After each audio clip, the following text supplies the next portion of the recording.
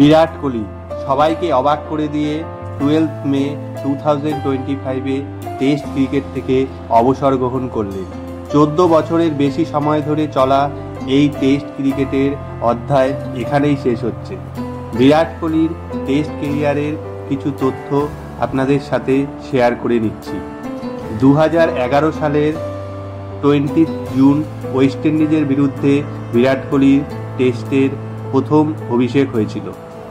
এই দীর্ঘ 14 বছর ধরে 123টি ম্যাচ খেলে 46.85 এভারেজে 9230 রান করেন, যার মধ্যে হাইয়েস্ট ইন্ডিভিজুয়াল স্কোর ছিল 254 নট আউট।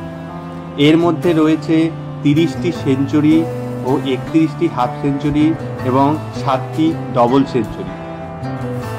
এছাড়াও তার দখলে রয়েছে কিছু রেকর্ড, যেমন ভারতীয় অধিনায়ক হিসাবে সবচেয়ে বেশি রান এবং সবচেয়ে বেশি সেঞ্চুরি, ভারতীয় অধিনায়ক হিসাবে সবচেয়ে বেশি টেস্ট ম্যাচের জয়, 68টি ম্যাচে ক্যাপ্টেন হিসাবে খেলেছিলেন বিরাট কোহলি এবং তার মধ্যে 40টিতে জয় রয়েছে। ভারতীয় ক্যাপ্টেন হিসেবে ইন্ডিভিজুয়াল হাইয়েস্ট রানও রয়েছে বিরাট কোহলির দখলে, যেটা 254 not out.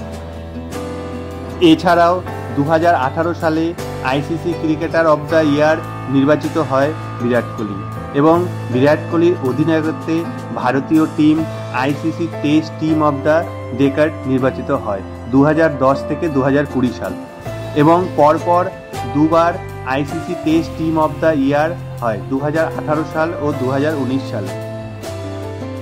Thank you Virat Kohli for all the test cricket memories.